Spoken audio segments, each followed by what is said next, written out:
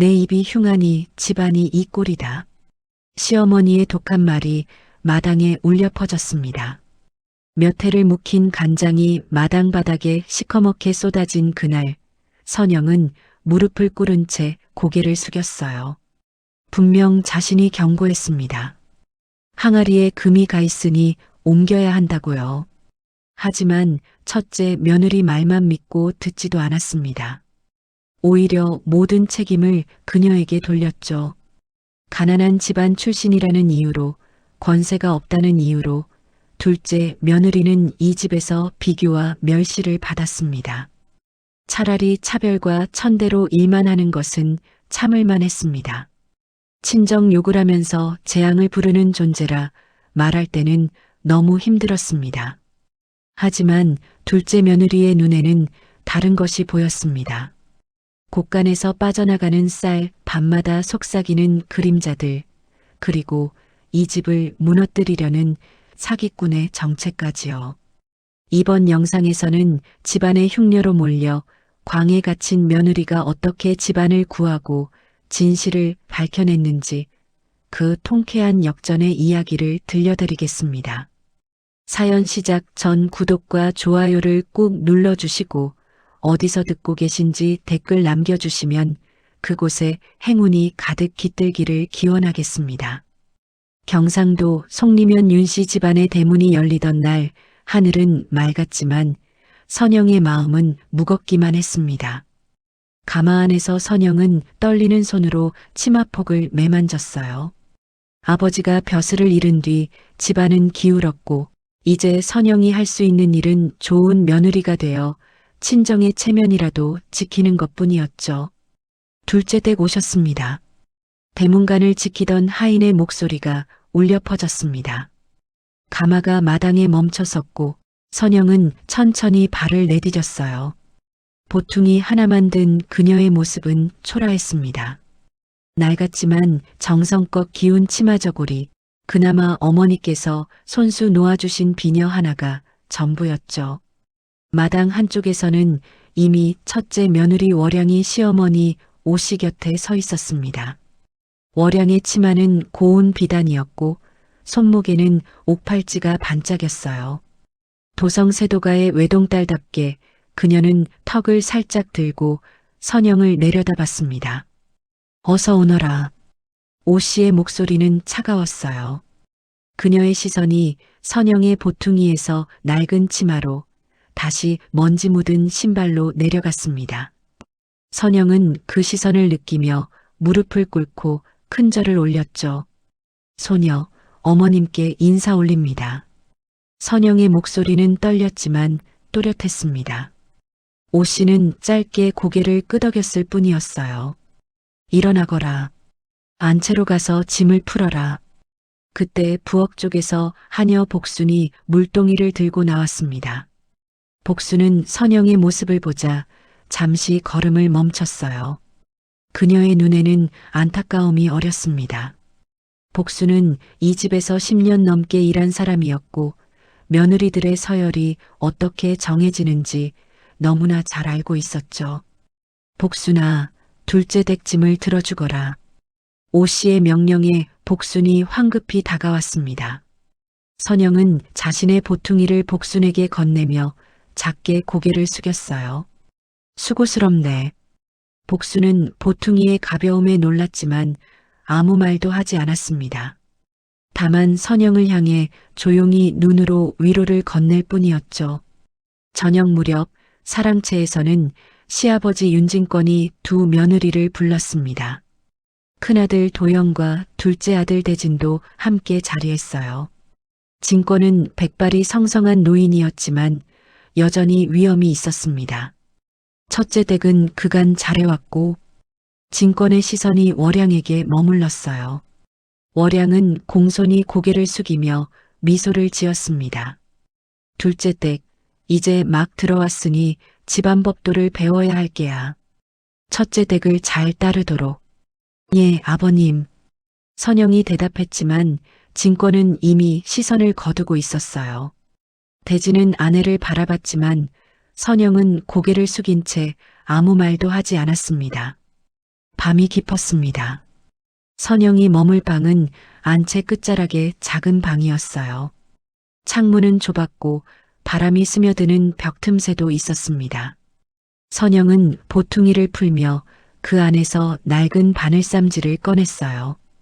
어머니가 주신 마지막 물건이었습니다. 바늘쌈지를 어루만지던 선영의 눈가가 뜨거워졌어요. 어머니의 목소리가 귓가에 맴돌았습니다. 선영아, 시집은 참는 곳이란다. 내가 잘해야 친정도 살고 너도 산다. 선영은 눈물을 닦으며 가슴속으로 다짐했습니다. 잘 살아야지. 어머니 잘 살게요 꼭. 그녀는 바늘쌈지를 품속 깊이 넣고 이불을 덮었어요. 창밖에서는 바람소리가 들려왔습니다. 낯선 집, 차가운 시선, 그리고 앞으로 견뎌야 할 날들이 선영의 어깨를 짓눌렀죠. 하지만 선영은 잠들기 전 한 번 더 속으로 되뇌었습니다. 반드시 살아남는다. 한편 안방에서 오 씨는 월양과 나란히 앉아 차를 마시고 있었습니다. 둘째 댁 보니까 살림 살아본 것 같지도 않더구나. 오 씨가 찻잔을 내려놓으며 말했어요. 예, 어머님. 글이나 읽은 집안인 모양이옵니다. 월양이 조용히 대꾸했습니다. 그녀의 입가에는 미세한 미소가 걸려 있었죠. 글이야 뭐에 쓰겠느냐. 살림 못하면 소용없는 법인데. 오 씨의 한숨이 방 안에 퍼졌습니다. 월양은 차를 한 모금 마시며 고개를 끄덕였어요. 그녀는 이미 알고 있었습니다. 이 집에서 둘째 며느리는 그림자처럼 살아야 한다는 것을요. 다음 날 아침 복수는 선영의 방 앞에서 잠시 망설였습니다. 문 안에서는 아무 소리도 들리지 않았어요. 복수는 조심스럽게 문을 두드렸습니다. 아씨, 첫날 아침 문 안 가셔야 할 시간이옵니다. 문이 열리고 선영이 나왔습니다.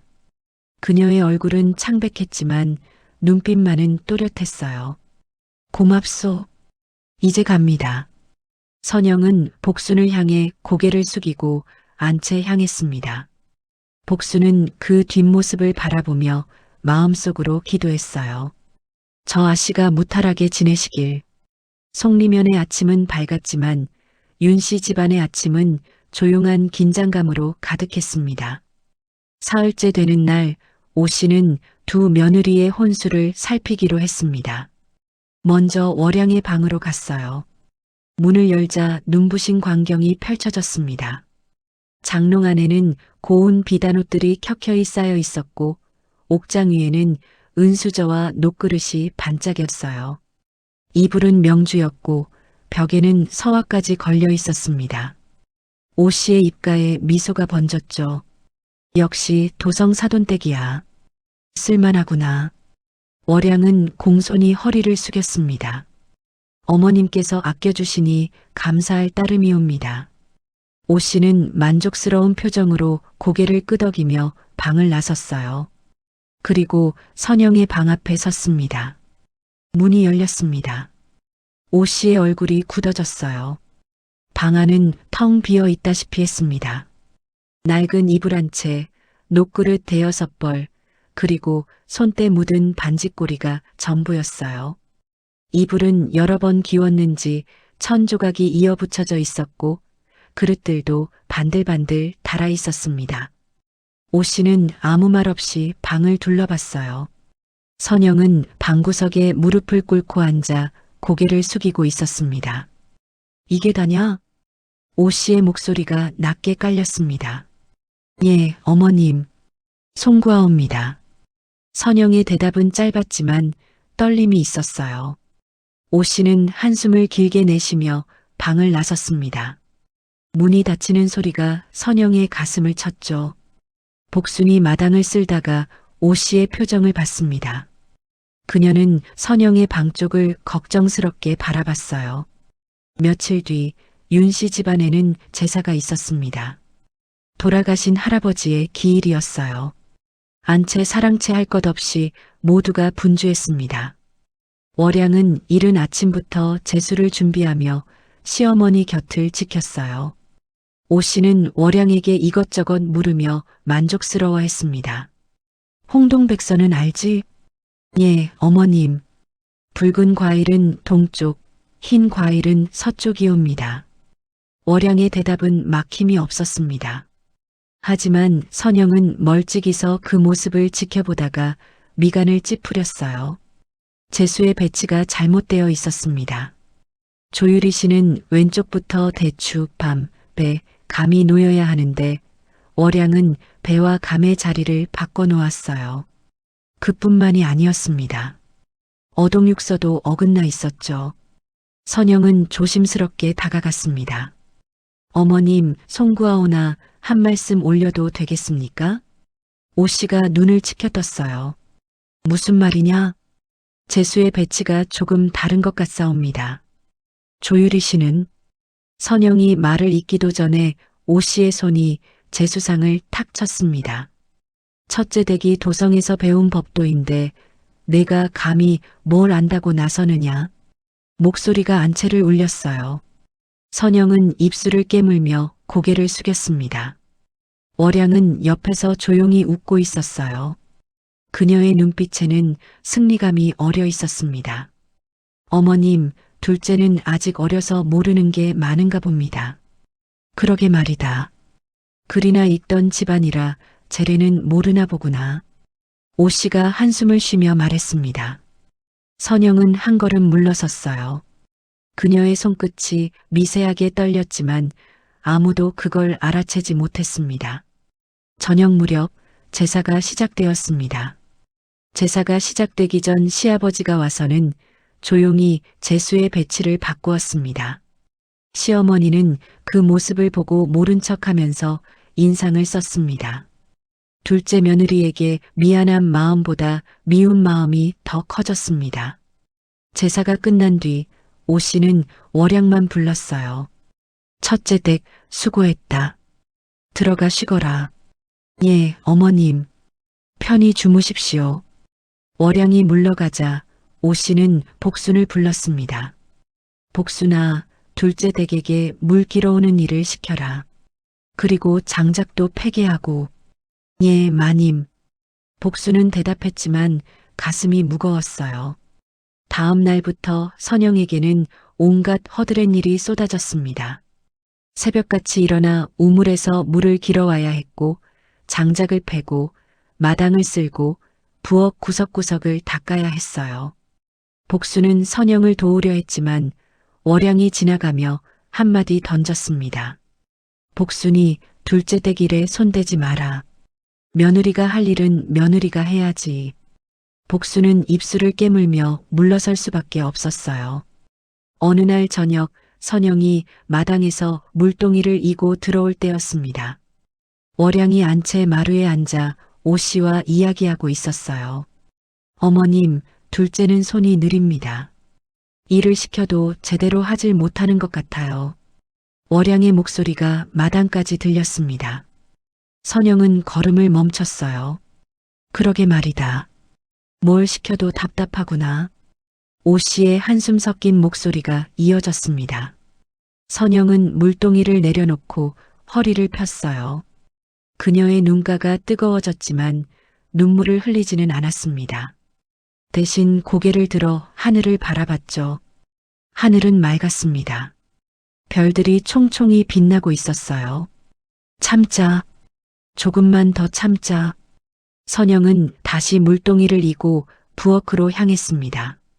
그녀의 등은 꼿꼿했지만 그림자는 길게 늘어져 있었어요. 복수는 부엌 구석에서 그 모습을 지켜봤습니다. 그녀는 조용히 다가가 선영의 손에 수건을 쥐어줬어요. 아씨, 손이 다 부르텄습니다. 이거라도 쓰십시오. 선영은 복순을 바라봤습니다. 처음으로 이 집에서 따뜻한 눈빛을 본 것 같았어요. 고맙다, 복순아. 괜찮습니다, 아씨. 조금만 견디시면. 복순은 말을 잇지 못했습니다. 무엇을 견디라는 건지 자신도 알 수 없었으니까요. 밤이 깊었습니다. 선영은 방에 홀로 앉아 손을 내려다봤어요. 물집이 잡히고 굳은 살이 생기기 시작한 손이었습니다. 하지만 선영은 웃었습니다. 쓸쓸한 웃음이었지만 그 안에는 무언가 다짐 같은 것이 담겨 있었죠. 이 손으로 살아남는다. 그의 여름은 유난히 더웠습니다. 하지만 윤 씨 집안의 분위기는 날씨보다 더 무거웠어요. 윤진권의 장사가 기울어가고 있었기 때문입니다. 진권은 송리면에서 곡물과 포목을 다루는 상인이었습니다.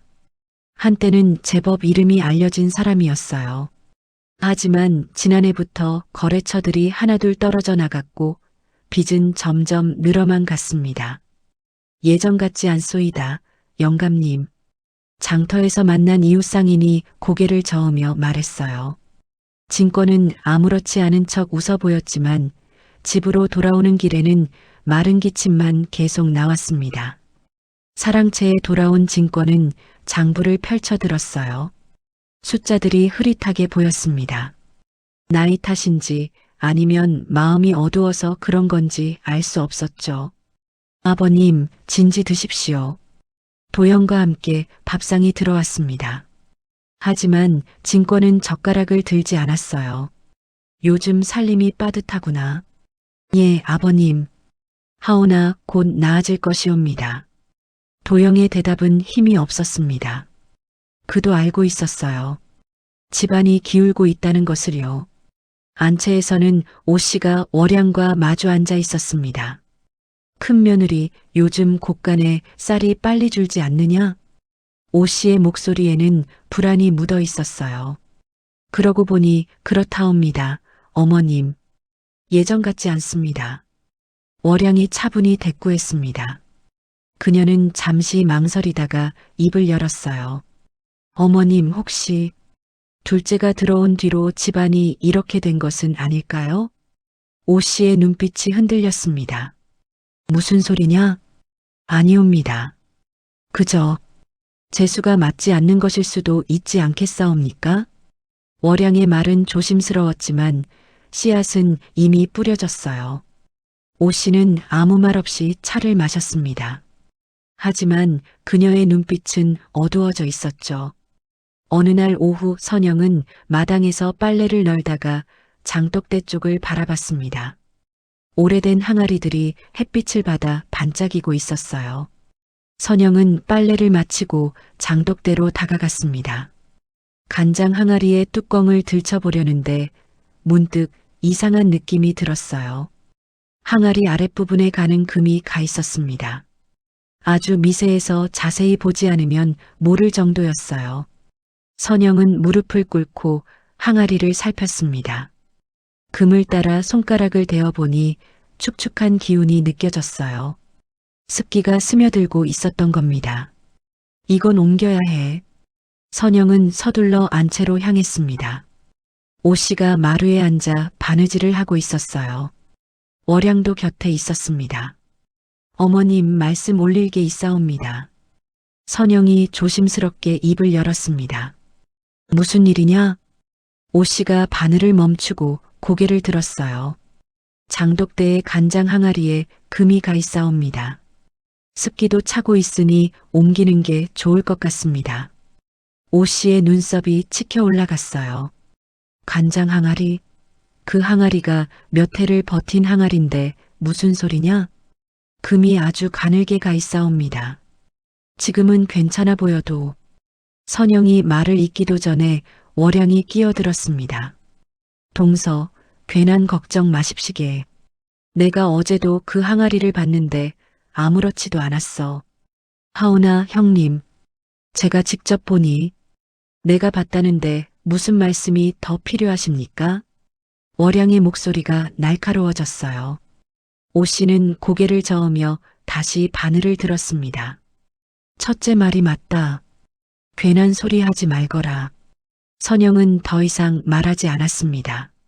하지만 가슴속에는 불안이 자리 잡았어요. 이틀 뒤 월양은 복순에게 장독대를 깨끗이 닦으라고 명했습니다. 복순아, 항아리 뚜껑들 다 열어서 햇볕 쐬게 해라. 요즘 습하니까. 예, 큰마님. 복순이 장독대로 가려는데 월양이 뒤따라 나왔어요. 내가 직접 확인하마. 월양은 항아리들을 하나씩 살폈습니다. 그리고 간장 항아리 앞에 섰어요. 그녀는 선영이 말한 금을 찾으려 했지만 보이지 않았습니다. 역시 아무것도 없구나. 둘째 댁이 쓸데없는 걱정을 하셨어. 월양은 비웃듯 말하며 항아리 뚜껑을 열려 했어요. 하지만 뚜껑이 단단히 붙어 있었습니다. 이게 월양은 힘을 주어 뚜껑을 잡아당겼습니다. 뚜껑이 벌컥 열리면서 그녀의 몸이 뒤로 휘청했어요. 큰마님, 복순이 소리쳤지만 이미 늦었습니다. 월양의 팔꿈치가 항아리를 쳤고 항아리가 흔들렸어요. 그 순간이었습니다. 우지끈 금이 가 있던 부분이 터지면서 시커먼 액체가 쏟아져 나왔습니다. 몇 해를 묵힌 간장이 마당 바닥으로 폭포처럼 흘러내렸어요. 아! 월양이 비명을 질렀습니다. 간장이 그녀의 치마를 적셨고 마당은 순식간에 검게 물들었어요. 이게 무슨 일이냐? 오씨가 소리를 듣고 뛰어나왔습니다. 그녀는 마당에 쏟아진 간장을 보고 그 자리에 주저앉았어요. 이게 몇 해치인데? 오씨의 목소리가 떨렸습니다. 간장 항아리는 윤씨 집안에서 가장 오래되고 귀한 것이었어요. 매년 정성껏 담근 간장을 섞어가며 맛을 이어온 항아리였습니다. 선영이 소리를 듣고 달려왔어요. 그녀는 마당에 쏟아진 간장과 깨진 항아리를 보고 가슴이 철렁했습니다. 어머님, 선영이 다가가려는데 오씨의 손이 허공을 쳤어요. 가까이 오지 마라. 오씨의 목소리는 쇳소리처럼 날카로웠습니다. 어머님, 제가 말씀드렸습니다. 항아리의 금이 내 입이 흉하니 이 꼴이 됐구나. 오씨가 소리쳤어요. 그녀의 눈에는 눈물이 고여 있었습니다. 들어온 뒤로 집안에 좋은 일이 하나도 없다. 내 탓이야, 다 내 탓이야. 선영은 입술을 깨물었습니다. 월양은 옆에서 치마에 간장 얼룩을 닦으며 입을 열었어요. 어머님, 진정하십시오. 제가 항아리를 잘못 건드린 것뿐이옵니다. 하지만 오씨는 듣지 않았습니다. 내가 잘못한 게 아니라 저 계집이 흉한 말을 해서 재수를 뗀 게야. 복순이 조심스럽게 다가왔어요. 마님, 둘째 아씨께서 미리 말씀하셨사옵니다. 항아리를 옮기자고. 닥쳐라.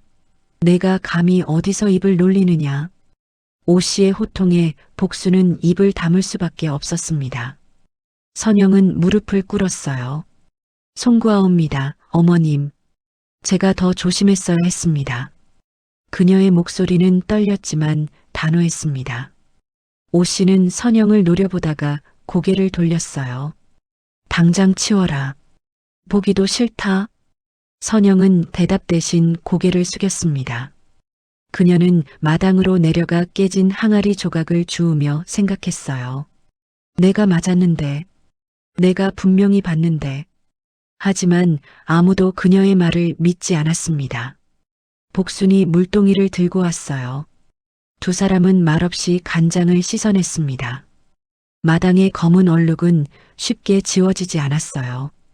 해가 저물 무렵 선영은 방으로 돌아왔습니다. 그녀는 창밖을 바라보며 깊은 한숨을 내쉬었어요. 보려는 자와 덮으려는 자. 이 집은 덮으려는 자들의 집이구나. 선영의 눈빛이 천천히 굳어졌습니다. 아무도 모르는 눈물. 간장 항아리 사건 이후 선영은 더욱 조용해졌습니다. 오씨는 그녀를 마주칠 때마다 눈살을 찌푸렸고 월양은 지나가며 차가운 웃음을 흘렸어요. 하지만 선영이 정말로 주목한 것은 다른 곳에 있었습니다. 곳간이었어요. 어느 날 저녁 선영은 부엌에서 저녁 설거지를 하다가 문득 뒤를 돌아봤습니다. 곳간 문이 살짝 열려 있었어요. 분명 낮에는 닫혀 있었는데 말이죠. 누가 다녀갔구나.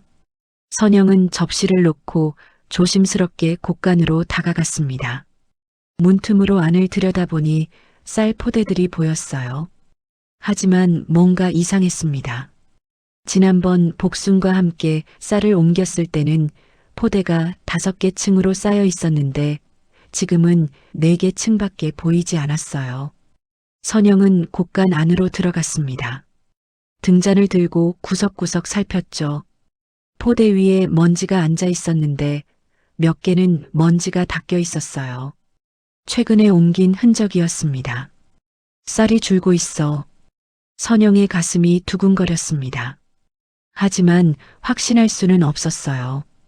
혹시 자신이 잘못 본 건 아닐까? 혹시 정말 집안에서 쓴 것일까? 그날 밤 선영은 잠들지 못했습니다.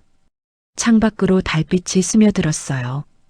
그녀는 일어나 작은 종이 조각을 꺼냈습니다. 친정에서 가져온 종이였어요. 아버지께서 쓰시던 장부 귀퉁이를 뜯어온 것이었습니다.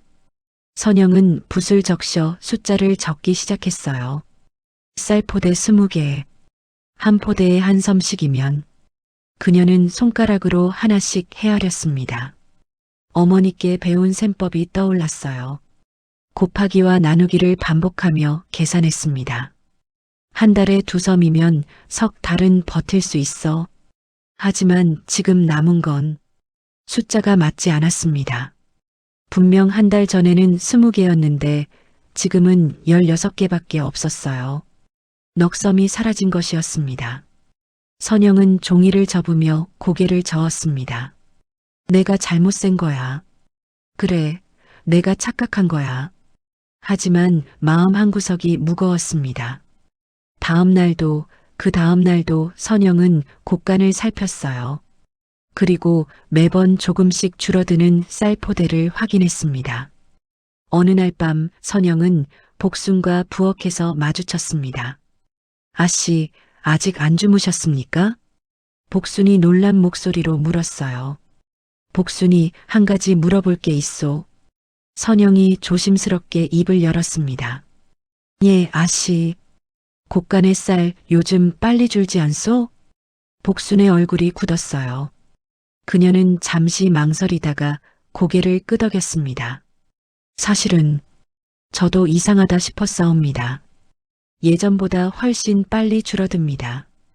혹시 누가 드나드는 걸 본 적은? 큰 도련님과 큰마님께서 가끔 가시는 것 같기는 한데 확실히는 모르겠사옵니다. 복순의 목소리가 작아졌어요. 선영은 고개를 끄덕였습니다.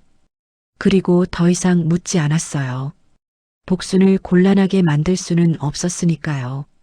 사흘 뒤 선영은 밤늦게 화장실에 갔다가 이상한 소리를 들었습니다. 마당 쪽에서 낮은 속삭임이 들려왔어요. 선영은 몸을 숨기고 조심스럽게 다가갔습니다. 달빛 아래 2사람의 그림자가 보였어요. 형님, 이번 달 것은 제가 가져갔소. 도영의 목소리였습니다. 그래, 얼마나 돼오? 대답하는 목소리는 낯선 남자였어요. 2섬쯤 돼오. 값은 반으로 쳐주시오. 허허, 도련님도 참. 이리 싸게 넘기시면 어찌하시오? 들키지만 않으면 되지 않소? 2사람의 웃음소리가 어둠 속에 번졌습니다. 선영은 숨을 죽였어요. 가슴이 세차게 뛰었습니다. 큰 도련님이 쌀을 빼돌리고 계셨구나. 하지만 그녀는 움직이지 않았습니다. 지금 나서봤자 도영은 부인할 게 뻔했어요. 오히려 선영이 거짓말쟁이가 될 것이었습니다. 선영은 조용히 제자리로 돌아갔습니다. 그날 밤부터 선영은 더욱 세밀하게 관찰하기 시작했어요. 도영이 곳간에 가는 시각, 월양이 안채를 나서는 시간, 그리고 복순이 말한 이상한 낌새들을 하나씩 기록했습니다. 어느 날 밤 선영은 또다시 종이를 펼쳤습니다. 등불을 켜고 숫자를 적었어요. 초하루 쌀 포대 16개, 초나흘 15개, 초하흘에 날짜마다 줄어드는 양이 달랐습니다. 하지만 분명한 것은 쌀이 계속 빠져나가고 있다는 사실이었어요. 선영은 고개를 숙였습니다. 눈시울이 뜨거워졌어요. 내가 잘못 본 걸까? 내가 괜히 의심하는 걸까? 하지만 숫자는 거짓말을 하지 않았습니다. 선영은 종이를 접어 치마 속 깊이 숨겼어요. 그리고 창밖을 바라봤습니다. 달이 구름에 가려지고 있었죠. 며칠 뒤 선영은 사랑채를 지나가다가 진권의 목소리를 들었습니다. 이번 달 장부가 맞지 않아. 아버님, 제가 다시 확인해 보겠사옵니다. 도영의 목소리가 이어졌어요. 쌀값을 이미 다 썼다는데 곳간에는 왜 이리 텅 비어가느냐? 요즘 쌀값이 올라서 그렇다옵니다. 도영의 대답은 매끄러웠습니다. 선영은 발걸음을 멈췄어요. 가슴속에서 무언가가 끓어올랐습니다. 저분은 거짓말을 하고 계셔. 집안의 쌀을 빼돌리면서. 하지만 선영은 아무 말도 하지 않았습니다. 지금은 때가 아니었어요. 그날 밤 복순이 선영의 방 앞을 지나가다가 불빛을 봤습니다. 늦은 시각인데도 등불이 켜져 있었어요. 복순은 조심스럽게 문 앞에 섰습니다. 아씨, 아직 주무시지 않으셨습니까? 안에서 대답이 없었어요. 복순은 문틈으로 안을 들여다봤습니다. 선영이 책상 앞에 앉아 종이를 들여다보고 있었어요. 그녀의 손끝이 떨리고 있었습니다. 복순은 가슴이 먹먹해졌어요. 저 어린 아씨가 혼자서 무슨 일을 견디고 계시는 걸까? 아씨. 복순이 작게 불렀지만 선영은 듣지 못했습니다. 그녀는 종이 위의 숫자들만 바라보고 있었어요. 복순은 조용히 물러났습니다. 선영은 홀로 앉아 숫자를 헤아렸습니다. 한 번, 두 번, 세 번. 계산을 반복했지만 결과는 같았어요. 집안의 쌀이 새고 있어. 큰 도련님과 큰언니가 빼돌리고 있어. 하지만 누구에게 말할 수 있을까요? 시어머니는 그녀를 믿지 않았습니다. 시아버지는 큰아들을 더 신뢰했어요. 선영은 종이를 접으며 한숨을 내쉬었습니다. 조금만 더 지켜보자. 증거를 더 모으자. 그녀는 등불을 끄고 이불을 덮었어요. 하지만 잠은 오지 않았습니다. 창밖으로 바람소리가 들려왔어요. 차가운 바람이 문틈으로 스며들었습니다. 선영은 눈을 감으며 생각했어요. 이 집은 무너지고 있어. 겉으로는 멀쩡해 보여도 안은 텅 비어가고 있어. 그리고 그 텅 빈 자리를 아무도 보려 하지 않았습니다. 선영만 빼고요. 새벽녘 복수는 우물가에서 선영을 다시 만났습니다. 아씨, 밤새 주무셨사옵니까? 복순이 걱정스럽게 물었어요. 괜찮아, 복순아. 선영이 웃어 보였지만 그 웃음은 창백했습니다. 복순은 물동이를 내려놓고 선영의 손을 잡았어요. 아씨, 혼자 끙끙 앓지 마십시오. 제가 도울 수 있는 일이 있으면. 고맙다, 복순아. 하지만 지금은 아무것도 할 수 없소. 선영의 목소리에는 피로가 묻어 있었습니다. 두 사람은 말없이 물을 길었어요. 동쪽 하늘이 붉게 물들고 있었습니다. 새로운 하루가 시작되고 있었지만 선영의 마음은 여전히 어두웠습니다. 초가을이 왔습니다. 송리면에는 오일장이 섰어요. 사람들은 바구니를 들고 장터로 향했습니다. 오씨도 월양을 데리고 장에 나갔어요. 선영은 집에 남아 부엌일을 거들고 있었습니다. 장터는 북적였어요. 생선 파는 소리, 옷감 흥정하는 소리, 아이들 우는 소리가 뒤섞였습니다. 어머님, 저기 콩 파는 곳이 있사옵니다. 월양이 한 모퉁이를 가리켰어요. 멍석 위에 노란 메주콩이 수북이 쌓여 있었습니다. 어이, 부인네들, 오늘만 반값이오. 반가. 장사치가 목청껏 외쳤어요. 굵은 목소리였지만 어딘가 거칠었습니다. 오씨가 다가가 콩을 집어들었어요. 이게 진짜 반값이오? 그럼요. 오늘 안에 다 팔아야 해서 그렇소. 장사치가 환하게 웃었습니다. 하지만 그의 눈빛은 웃지 않고 있었어요. 어머님, 집에 콩이 떨어졌는데 사는 게 어떻겠사옵니까? 월양이 귓속말로 말했습니다.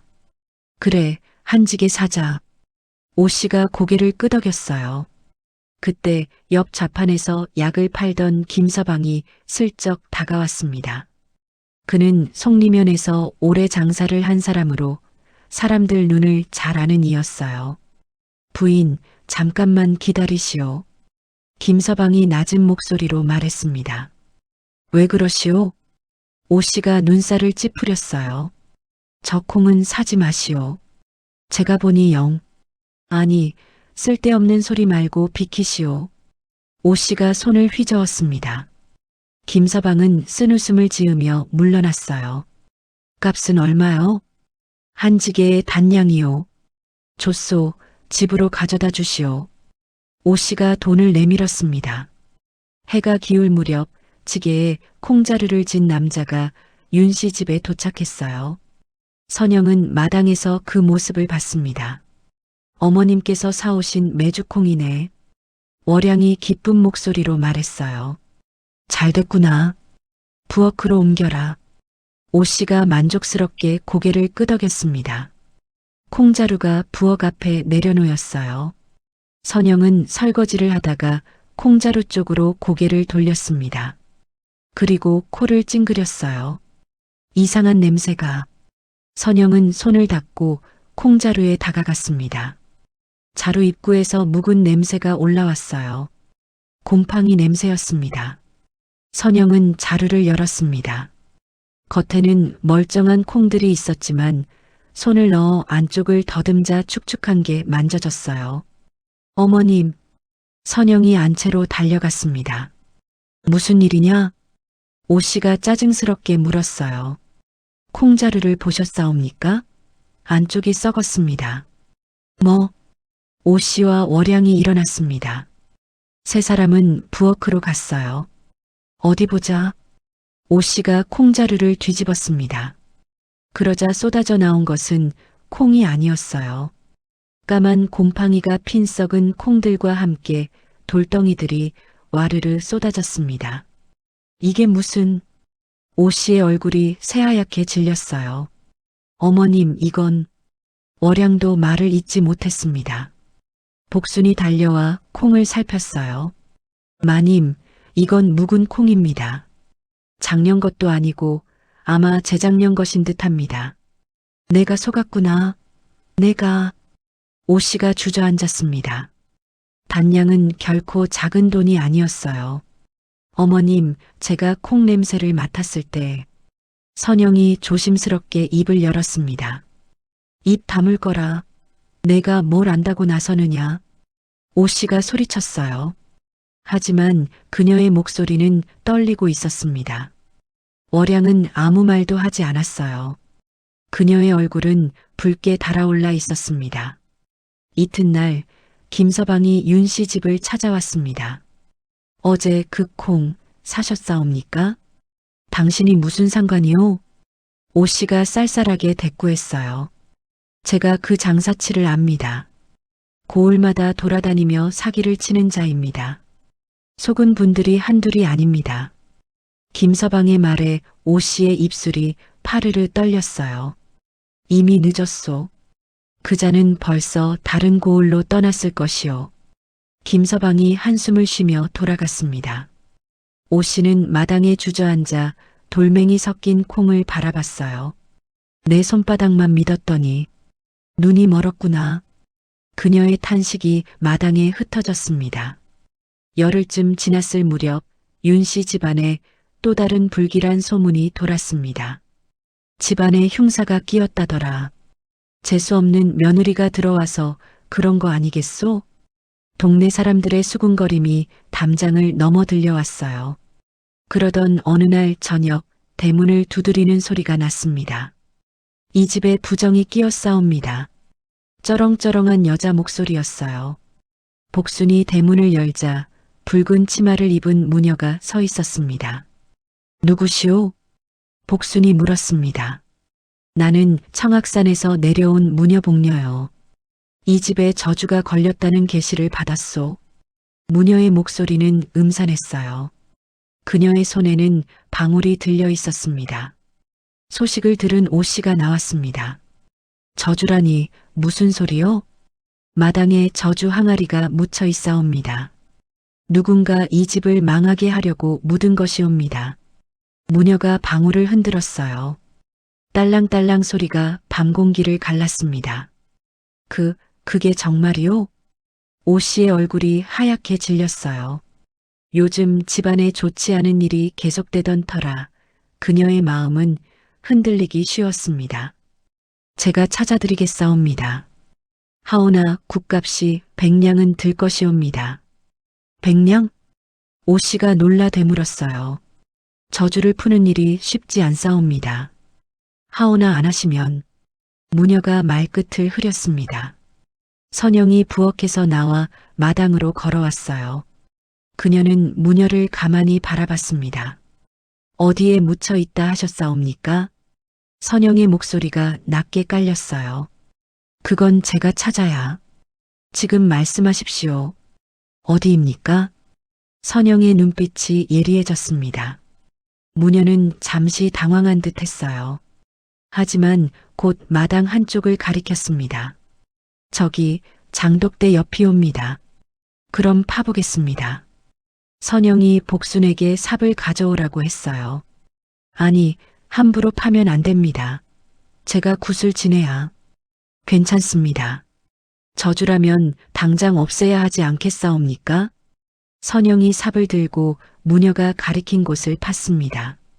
흙이 파헤쳐지자 정말로 항아리 하나가 나왔어요. 보십시오. 정말 묻혀있지 않습니까? 무녀가 소리쳤습니다. 선영은 항아리를 꺼냈어요. 그리고 코를 가까이 대어 냄새를 맡았습니다. 이상하군요. 선영이 중얼거렸습니다. 뭐가 이상하단 말이오? 오 씨가 떨리는 목소리로 물었어요. 연 냄새가 납니다. 선영이 항아리 밑바닥을 만졌습니다. 끈적한 것이 손에 묻었어요. 그리고 이 흙은 아직 마르지 않았습니다. 오늘 묻은 것입니다. 선영의 말에 무녀의 얼굴이 굳었어요. 무슨 헛소리를. 이 항아리 안에는 저주가 아니라 엿찌꺼기가 들었을 것입니다. 그리고 흙의 습기로 보아 당신이 오늘 낮에 묻은 것이 분명합니다. 선영이 항아리를 열었습니다. 안에서 까만 엿찌꺼기와 붉은 천 조각이 나왔어요. 이건 오 씨가 말을 잃었습니다. 사기꾼이옵니다, 어머님. 이 여자는 집집마다 돌아다니며 항아리를 몰래 묻고 굿값을 받아내는 자입니다. 선영의 목소리는 차가웠어요. 무녀는 뒤로 물러섰습니다. 아니요. 이건 정말. 복순이 관아에 알리십시오. 선영의 말에 무녀는 치마를 휘두르며 대문 밖으로 뛰쳐나갔습니다. 이 집에 저주 있을 것이야. 있을 것이야. 무녀의 저주 섞인 목소리가 골목에 울려 퍼졌어요. 오 씨는 그 자리에 주저앉았습니다. 연달아 속아 넘어간 자신이 부끄러웠어요. 하지만 고마운 말은 나오지 않았습니다. 대신 그녀는 돌아서며 중얼거렸어요. 다 내 팔자가 사나워서 그런 것이지. 선영은 아무 말하지 않았습니다. 그녀는 항아리를 치우며 한숨을 내쉬었어요. 사흘 뒤 또 다른 낯선 이가 윤 씨 집을 찾아왔습니다. 검은 도포에 갓을 쓴 남자였어요. 그의 얼굴은 근엄했고 말투는 점잖았습니다. 소인은 한양에서 내려온 남대수라 하옵니다. 윤 영감 계시오? 무슨 일로 오셨소? 진권이 사랑채로 그를 맞이했습니다. 영감께 중대한 말씀을 드리러 왔사옵니다. 조상님의 묘가 물을 맞고 있사옵니다. 남대수의 말에 진권의 얼굴이 굳었어요. 뭐라고? 제가 이 고을을 지나다가 우연히 청매산을 보았사옵니다. 그런데 묘의 기운이 흉하더이다. 수맥이 흐르는 자리에 묘가 있으면 자손이 망하는 법이옵니다. 남대수의 목소리는 무거웠습니다. 그럼 어찌해야 하오? 명당으로 옮기셔야 합니다. 제가 좋은 자리를 알고 있사옵니다. 진권은 말없이 남대수를 바라봤어요. 그의 눈빛에는 불안이 어려 있었습니다. 복수는 부엌에서 그 대화를 엿들었어요. 그녀는 불안한 마음으로 선영의 방으로 향했습니다. 아씨, 한양에서 점쟁이가 왔사옵니다. 점쟁이요? 예, 조상 묘를 옮기라고 하는데 뭔가 수상합니다. 복순의 말에 선영은 고개를 끄덕였어요. 또 시작이로군요. 선영의 눈빛이 어두워졌습니다. 남대수는 그날 이후 윤 씨 집에 자주 드나들었습니다. 그는 진권에게 조상 묘의 위험을 거듭 경고했어요. 오 씨도 불안해하기 시작했습니다. 영감, 정말 묘를 옮겨야 하는 것 아니겠소? 글쎄, 남 선생 말이 그럴듯하긴 하오. 진권도 흔들리고 있었어요. 요즘 집안에 좋은 일이 없었으니까요. 아버님, 저도 청매산 묘를 가봤사옵니다. 위치가 좋지 않아 보였습니다. 도영이 거들었습니다. 월양도 고개를 끄덕였어요. 예, 어머님. 남 선생께서 한양에서 오셨다니 믿을 만하지 않겠사옵니까? 결국 진권은 남대수를 따라 청매산으로 향했습니다. 온 식구가 함께 갔어요. 청매산 기슭은 양지 바르고 아름다웠습니다. 단풍이 물들기 시작한 나무들이 바람에 흔들렸어요. 여기옵니다. 남대수가 한 자리를 가리켰습니다. 바위가 병풍처럼 둘러선 곳이었어요. 햇빛이 잘 들고 바람도 부드러웠습니다. 참 좋은 자리로구나. 진권이 감탄했어요. 이곳은 명당 중의 명당이옵니다. 이곳으로 묘를 옮기시면 집안이 번성할 것이옵니다. 남대수의 목소리는 확신에 차 있었습니다. 선영은 뒤에서 그 자리를 바라봤어요. 다른 사람들은 경치만 보고 있었지만 선영은 다른 것을 보고 있었습니다. 그녀는 조용히 그곳으로 걸어갔어요. 그리고 무릎을 꿇고 땅을 만졌습니다. 흙이 차갑고 축축했어요. 보통의 흙과는 달랐습니다. 선영은 손바닥으로 흙을 떠서 냄새를 맡았어요. 물비린내가 났습니다. 선영은 주변을 살폈어요. 풀잎 끝에 물방울이 맺혀 있었습니다. 이슬이 아니었어요. 땅 속에서 스며 나온 물기였습니다. 어머님, 선영이 조심스럽게 불렀습니다. 왜 그러느냐? 오 씨가 짜증스럽게 돌아봤어요. 이곳은 조상님께서 쉴 자리가 못 됩니다. 선영의 목소리는 단호했습니다. 뭐라고? 진권이 눈을 치켜떴어요. 땅이 축축하고 물비린내가 납니다. 비가 많이 오면 물이 고일 것입니다. 선영이 흙을 보이며 말했습니다. 남대수의 얼굴이 굳었어요. 하지만 그는 곧 웃음을 지었습니다. 아씨, 여자가 땅의 기운을 어찌 알겠사옵니까? 이곳은 제가 오랜 세월 풍수를 보며 찾아낸 명당이옵니다. 하오나 이 흙은 동서, 오 씨가 소리쳤습니다. 또 흉한 소리냐? 내가 들어온 뒤로 집안에 재수가 끊어졌다. 어머님, 제 말을 들어주십시오. 이곳은 정말 입 다물 거라. 여자가 조상 묘일에 감히 나서다니. 오 씨의 호통에 선영은 입을 다물 수밖에 없었어요. 월양은 옆에서 만족스럽게 웃고 있었습니다. 어머님, 둘째는 아직 어려서 모르시는 게 많은가 봅니다. 그러게 말이다. 조상보다 내 말을 더 믿어야겠느냐? 오 씨가 고개를 저으며 남대수에게로 돌아섰어요. 남 선생, 언제 옮기면 되겠소? 길이를 잡아야 합니다. 보름 뒤가 좋겠사옵니다. 남대수가 대답했습니다. 선영은 한 걸음 물러섰어요. 그녀는 다시 한번 그 땅을 바라봤습니다. 풀잎에서 물이 뚝뚝 떨어지고 있었어요. 막아야 해. 어떻게든 막아야 해. 하지만 방법이 없었습니다. 복순이 선영 곁으로 다가왔어요. 아씨, 괜찮으십니까? 복순이, 저 땅은 정말 위험해요. 물이, 저도 그렇게 느꼈사옵니다. 하지만 어른들께서 믿지 않으시니 복순의 목소리도 무력했습니다. 보름이 지났습니다. 이장하는 날이 밝았어요. 아침부터 일꾼들이 청매산으로 올라갔습니다. 진권과 도영, 그리고 남대수가 함께 갔어요. 오씨와 며느리들도 따라갔습니다. 오늘은 좋은 날이구나. 진권이 하늘을 올려다보며 말했어요. 하늘은 맑았습니다. 예, 아버님. 오늘 이장을 마치면 집안이 다시 일어설 것이옵니다. 도영이 기대에 찬 목소리로 대꾸했습니다. 일꾼들이 곡괭이를 들고 땅을 파기 시작했어요.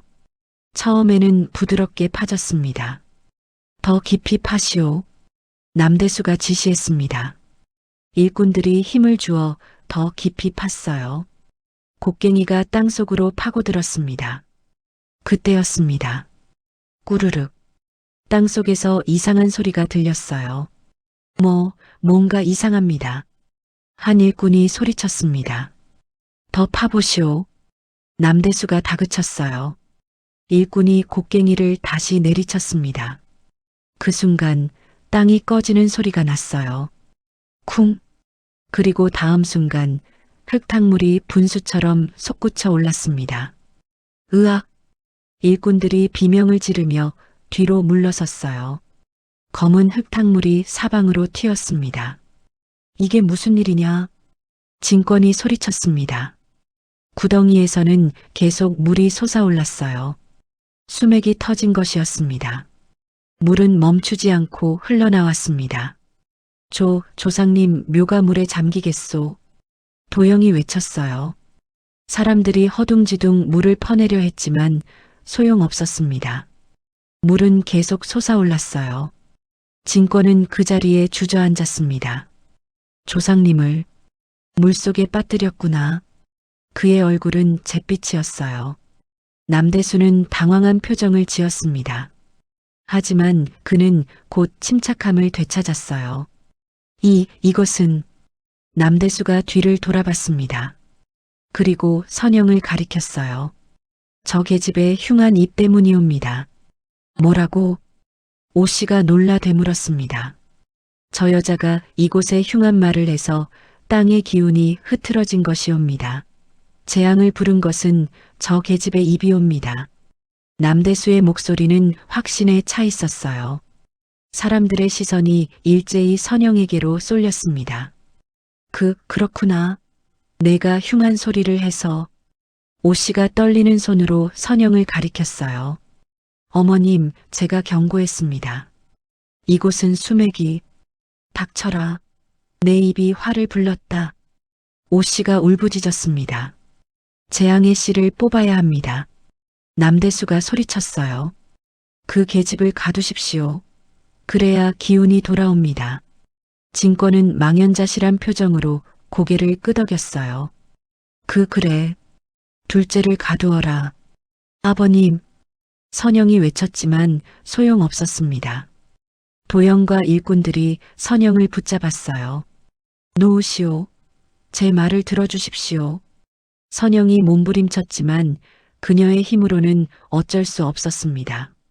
집으로 돌아온 선영은 곧장 광으로 끌려갔어요. 어둡고 좁은 광이었습니다. 들어가거라. 도영이 선영을 밀어 넣었어요. 아주버님, 제발. 내가 집안을 망쳤다. 나오기만 해봐라. 문이 쿵 소리를 내며 닫혔습니다. 문고리에 자물쇠가 채워지는 소리가 들렸어요. 광 안은 칠흑 같았습니다. 작은 틈새로만 희미한 빛이 스며들었어요. 선영은 쓰러진 쌀자루에 기대어 앉았습니다. 온몸이 떨렸어요. 내가 맞았는데, 내가 분명히 맞았는데, 눈물이 흘러내렸습니다. 하지만 선영은 울음을 터뜨리지 않았어요. 그저 조용히 눈물을 닦았습니다. 시간이 얼마나 흘렀을까요?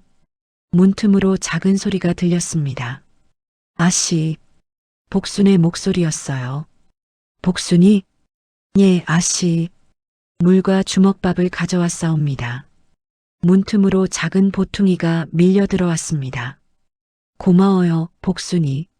아씨, 제가 어찌해야 할지. 제가 무능해서. 복순의 목소리가 떨렸어요. 괜찮아요. 당신 잘못이 아니에요. 선영이 보퉁이를 풀었습니다. 작은 주먹밥 2개와 물 한 사발이 있었어요. 복순이, 한 가지 부탁이 있어요. 말씀하십시오, 아씨. 도련님을 불러주세요. 우리 서방님을요. 선영의 목소리는 낮았지만 단호했습니다. 예, 아씨. 제가 모셔오겠습니다. 복순의 발소리가 멀어졌어요. 선영은 주먹밥을 천천히 먹었습니다. 그리고 생각했어요. 포기할 수 없어. 아직 끝나지 않았어. 그녀의 눈빛이 어둠 속에서 빛났습니다. 한참 뒤 문 앞에서 또 다른 발소리가 들렸어요. 선영이. 대진의 목소리였습니다. 여보. 선영이 문틈으로 다가갔어요. 미안하오. 내가 막지 못해서. 대진의 목소리에는 죄책감이 묻어 있었습니다. 괜찮아요. 하지만 당신이 해줘야 할 일이 있어요. 무엇이오? 관아로 가주세요. 선영의 목소리는 차분했습니다. 관아? 예. 송림현감께 고해야 해요. 남대수는 사기꾼이에요.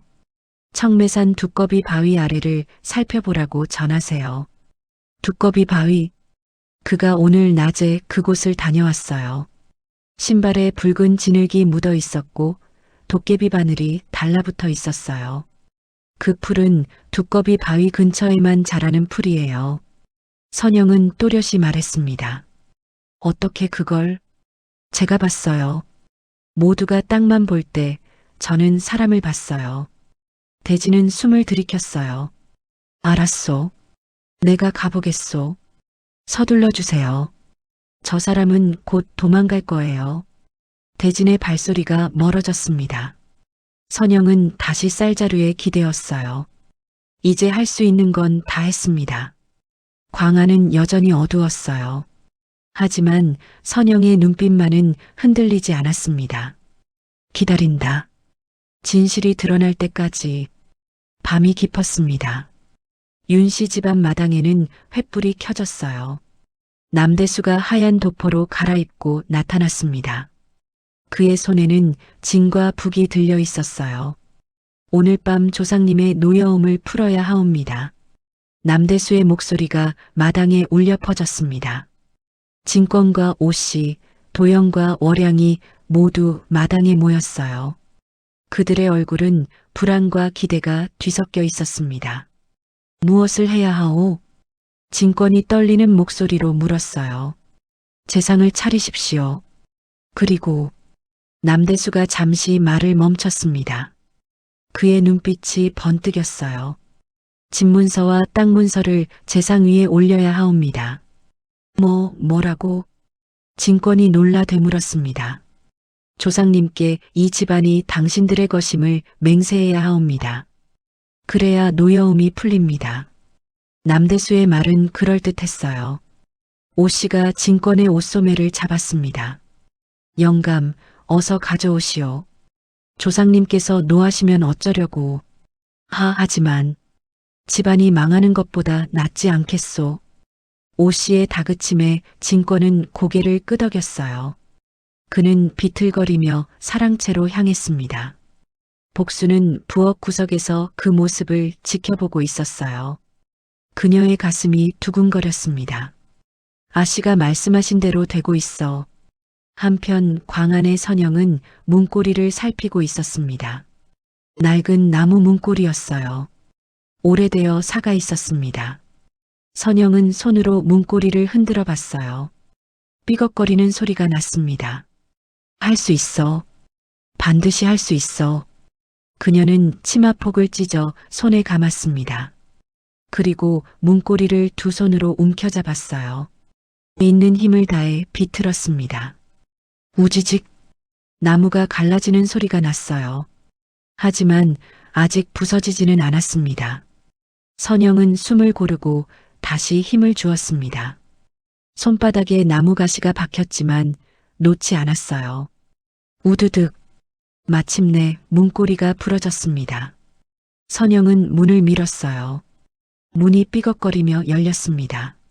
마당에서는 남대수가 징을 치며 굿을 시작하고 있었어요. 천지신명께 고하나이다. 남대수의 목소리가 밤하늘로 올라갔습니다. 진권이 떨리는 손으로 문서함을 들고 나왔어요. 그 안에는 집문서와 땅문서가 들어 있었습니다. 어서 재상 위에 올리십시오. 남대수가 재촉했습니다. 진권이 문서함을 내려놓으려는 순간이었습니다. 잠깐. 날카로운 목소리가 어둠을 갈랐어요. 모두가 뒤를 돌아봤습니다. 먼지를 뒤집어 쓴 선영이 광에서 걸어 나오고 있었어요. 그녀의 치마는 찢어져 있었고 손에는 피가 묻어 있었습니다. 내가 어떻게... 오씨가 소리쳤습니다. 광문을 부쉈사옵니다. 선영의 목소리는 차갑고 단호했어요. 감히... 도영이 달려들려 했지만 선영은 한 발짝 물러서며 남대수를 가리켰습니다. 저 사람은 사기꾼입니다. 무슨 헛소리를... 남대수가 외쳤어요. 당신 옷을 보십시오. 선영이 남대수에게 다가갔습니다. 그녀는 그의 도포 자락을 들어 올렸어요. 이 붉은 진흙은 청매산 두꺼비 바위 근처에서만 나는 흙입니다. 사람들이 숨을 죽이고 바라봤어요. 정말로 도포 자락에 붉은 진흙이 묻어 있었습니다. 그리고 이것... 선영이 남대수의 신발을 가리켰어요. 신발 옆구리에 달라붙은 이 풀, 도깨비 바늘이라 합니다. 이 풀은 두꺼비 바위 옆 숲에만 자랍니다. 남대수의 얼굴이 하얗게 질렸어요. 그게 뭐가 어떻단 말이오? 오늘 낮 당신은 두꺼비 바위 근처를 다녀왔습니다. 거기에 무언가를 숨겨두었겠지요. 선영의 눈빛이 예리했습니다. 말도 안 되는 소리를... 남대수가 소리쳤지만 그의 목소리는 떨리고 있었어요. 바로 그때였습니다. 송림현감 출두요. 대문 밖에서 우렁찬 목소리가 들렸습니다. 대문이 벌컥 열리고 현감 이윤참이 포졸들을 거느리고 들어왔어요. 현감 옆에는 관아 아전 박첨지가 함께 있었습니다. 현감님. 진권이 황급히 절을 올렸습니다. 윤 영감 진정하시오. 현감이 손을 들어 진권을 일으켰어요. 그리고 남대수를 향해 고개를 돌렸습니다. 저자가 남대수요? 예, 현감님. 박첨지가 대답했습니다. 당신이 무슨 짓을 했는지 아시오? 현감의 목소리는 무거웠어요. 저는 그저 굿을... 박첨지, 두꺼비 바위로 가시오. 현감의 명령에 박첨지가 포졸 몇을 이끌고 달려갔습니다. 현감님, 이게 무슨 일이옵니까? 진권이 떨리는 목소리로 물었어요. 윤 영감댁 둘째 며느리가 고했소. 저자가 사기꾼이라고. 현감이 선영을 바라봤습니다. 선영은 공손히 고개를 숙였어요. 제가 관아로 찾아갔사옵니다. 대진이 앞으로 나서며 말했습니다. 아내의 말을 듣고 현감님께 아뢰었습니다. 남대수는 뒤로 물러서며 도망치려 했어요. 하지만 포졸들이 재빨리 그를 붙잡았습니다. 나를 놔라. 남대수가 몸부림쳤지만 소용없었어요. 한참 뒤 박첨지가 숨을 헐떡이며 돌아왔습니다. 그의 손에는 거적으로 덮인 항아리가 들려 있었어요. 현감님, 있었사옵니다. 박첨지가 항아리를 내려놓았습니다. 열어보시오. 현감의 명령에 포졸이 거적을 걷어냈어요. 항아리 안에서 은개들이 쏟아져 나왔습니다. 그뿐만이 아니었어요. 옥비녀, 금반지, 귀한 그릇들이 함께 나왔습니다. 이것들은... 진권이 말을 잃었습니다. 훔친 물건들이옵니다. 현감이 품에서 종이 한 장을 꺼냈어요. 수배령이었습니다. 한양에서 내려온데도 남대수. 고을마다 돌아다니며 묘를 옮기자며 사기를 치고 집문서를 빼앗아 도망친 자라 하였소. 현감의 말에 사람들이 숨을 죽였어요. 잡아가시오. 포졸들이 남대수를 결박했습니다. 이 억울한 남대수가 발버둥쳤지만 이미 늦었어요. 현감은 진권을 향해 고개를 돌렸습니다. 윤영감, 둘째 며느리가 아니었으면 집안을 다 잃을 뻔했소. 진권은 아무 말도 하지 못했어요. 그는 선영을 바라봤습니다. 선영은 여전히 먼지를 뒤집어 쓴 채로 서 있었어요. 그녀의 눈빛은 흔들림이 없었습니다.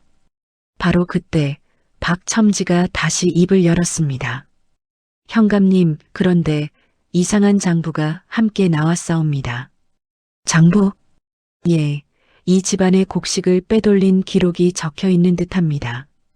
박첨지가 장부를 펼쳤어요. 현감이 장부를 살폈습니다. 그의 눈빛이 날카로워졌어요. 여기 도장이 찍혀 있소. 윤도영, 신월향. 현감이 천천히 이름을 읽어 내려갔습니다. 도영과 월양의 얼굴이 새하얗게 질렸어요. 아, 아닙니다. 저희는 도영이 발버둥쳤지만 증거는 명확했습니다. 이것들이 곡식을 빼돌려 남대수에게 팔았구나. 그리고 그 돈을 나눠 가졌고. 현감의 목소리는 차가웠어요. 아버님, 저희는 정말. 월양이 울먹이며 매달렸지만 진권은 고개를 돌렸습니다. 집안의 곡식을 훔쳤다니. 너희가. 진권의 목소리가 떨렸어요. 대도의 작물은 광고로 가져가겠소. 하오나 윤 영감의 재산은 지켜드리겠소. 현감이 말했습니다. 큰아들과 큰며느리는 이 고을에서 내쫓으구나. 이는 집안 법도로 다스릴 일이니 관아에서는 더 이상 개입하지 않겠소. 진권은 고개를 끄덕일 수밖에 없었어요. 포졸들이 남대수를 끌고 나갔습니다. 작물들도 함께 실어갔어요. 현감이 떠나자 마당에는 정적만이 흘렀습니다. 오씨는 그 자리에 주저앉아 있었어요. 월양은 울고 있었고 도영은 고개를 떨구고 있었습니다. 복순이 조용히 선영에게 다가와 수건을 건넸어요. 아씨, 손을 닦으십시오. 선영은 수건을 받아 손의 피를 닦았습니다. 그녀는 아무 말 없이 하늘을 올려다봤어요. 별들이 총총히 빛나고 있었습니다. 끝났어. 드디어 끝났어. 선영의 입가에 희미한 미소가 번졌습니다. 대진이 다가와 그녀의 어깨를 감쌌어요. 수고했소, 선영이. 아니에요. 해야 할 일을 했을 뿐이에요. 선영의 목소리는 잔잔했습니다. 마당 한쪽에서는 진권이 도영을 바라보고 있었어요. 내일 아침 짐을 싸거라. 진권의 목소리는 떨렸지만 단호했습니다. 아버님, 더 이상 내 아들이 아니다. 진권이 돌아서자 도영은 그 자리에 무릎을 꿇었어요. 밤은 깊어갔습니다. 하지만 진실은 드러났고 거짓은 무너졌습니다. 선영은 복순과 함께 부엌으로 향했어요. 그녀의 걸음은 느렸지만 흔들리지 않았습니다. 아씨, 이제 편히 쉬실 수 있겠사옵니다. 복순이 눈시울을 붉히며 말했어요. 그래야겠지요. 선영이 피곤한 미소를 지었습니다. 두 사람은 말없이 부엌으로 들어갔어요. 밤은 여전히 고요했지만 이제 그 고요함은 평화로웠습니다. 동이 트기 시작했습니다.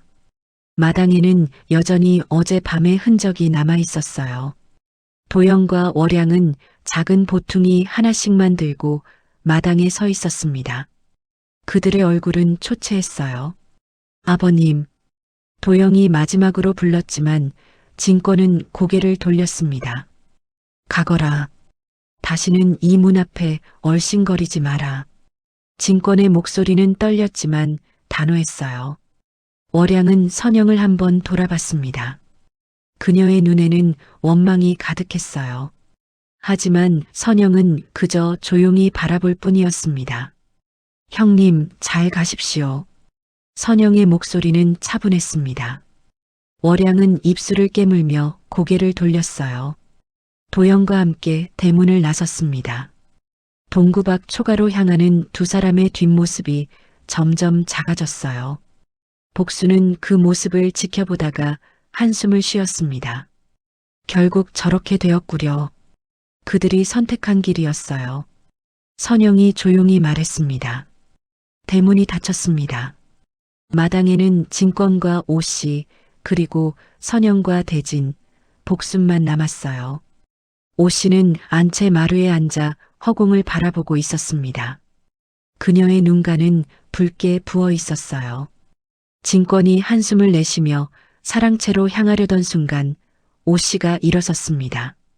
어머님, 선영이 불렀지만 오씨는 대답하지 않았어요. 오씨는 천천히 마당으로 내려왔습니다. 그녀의 발걸음은 무거웠어요. 그리고 선영 앞에 섰습니다. 어머님, 선영이 다가가려 했지만 오씨는 손을 저었어요. 그리고 무릎을 꿇었습니다. 어머님, 선영이 놀라 외쳤습니다. 대진도 황급히 달려왔어요. 어머니, 무슨 짓이십니까? 하지만 오씨는 고개를 숙인 채 선영의 손을 붙잡았습니다. 내가 아니었으면, 오씨의 목소리가 떨렸어요. 내가 아니었으면 이 집도, 이 늙은 것 목숨도 다 날아갔을 게다. 눈물이 오씨의 손등으로 떨어졌습니다. 내가 며느리를 잘못 봤다. 눈이 멀어서 진짜를 보지 못했어. 선영은 오씨를 일으켜 세우려 했어요. 어머님, 일어나십시오. 제가 한 일은 당연한 것이었습니다. 아니다. 내가 몇 번이나 말했는데 내가 듣지 않았어. 미안하다, 선영아. 오씨가 선영을 끌어안았습니다. 그녀의 어깨가 떨렸어요. 선영도 눈시울이 뜨거워졌습니다. 어머님, 이제 너를 믿겠다. 이 집 살림을 내가 맡아다오. 오씨가 떨리는 손으로 선영의 얼굴을 어루만졌어요. 진권도 다가왔습니다. 그는 품에서 장부를 꺼냈어요. 둘째 댁, 이제 이 집은 내가 살려야 한다. 진권이 장부를 선영의 손에 쥐어줬습니다. 아버님, 체면보다 살림이 먼저다. 그걸 내가 가르쳐줬다. 진권의 목소리에도 떨림이 있었어요. 선영은 장부를 두 손으로 받았습니다. 열심히 하겠습니다, 아버님. 복수는 부엌 쪽에서 그 모습을 보며 눈물을 훔쳤어요. 드디어 아씨께서 인정을 받으셨어. 며칠이 지났습니다. 선영은 매일 아침 일찍 일어나 곳간을 살폈어요. 장부를 정리하고 빠져나간 곳을 메웠습니다. 복순과 함께 장터에 나가 물건값을 흥정하고 김서방 같은 믿을 만한 사람들과 거래를 시작했어요. 아씨, 이번 달은 쌀이 남았사옵니다. 복순이 기쁜 목소리로 보고했습니다. 다행이에요. 다음 달에는 조금 더 모을 수 있을 거예요. 선영이 미소를 지었어요. 오씨는 이제 선영을 보는 눈이 달라졌습니다. 그녀는 선영이 하는 일을 묵묵히 지켜보며 때로는 조언을 건넸어요. 둘째 댁, 장독대 간장 좀 맛봐다오. 예, 어머님. 두 사람이 함께 장독대 앞에 섰습니다. 선영이 간장을 떠서 맛봤어요. 잘 익었습니다, 어머님. 다행이구나. 내가 말한 대로 항아리를 옮기길 잘했어. 오씨가 흐뭇하게 웃었습니다. 늦가을 햇살이 마당을 비췄어요. 장독대의 항아리들이 반짝였습니다. 멀리서 아이들 웃음소리가 들려왔어요. 마을은 평화로웠습니다. 선영은 마당에 서서 하늘을 올려다봤어요. 빠른 사람은 멀리 보지만 천천히 보는 사람은 발밑에 금을 본다. 친정 아버지가 해주셨던 말씀이 떠올랐습니다. 선영은 고개를 숙이고 자신의 손을 바라봤어요. 굳은 살이 박인 손이었지만 이제 그 손은 집안을 지키는 손이 되었습니다. 아씨, 복순이 부엌에서 불렀습니다. 예, 지금 갑니다. 선영이 웃으며 대답했어요. 그녀는 다시 한번 하늘을 올려다봤습니다. 구름 한 점 없는 맑은 하늘이었어요. 선영은 부엌으로 향했습니다. 그녀의 걸음은 가벼웠고 마음은 평온했습니다. 윤씨 집안의 웃음소리가 담장을 넘어 퍼져나갔어요. 가을바람이 부드럽게 불어왔습니다.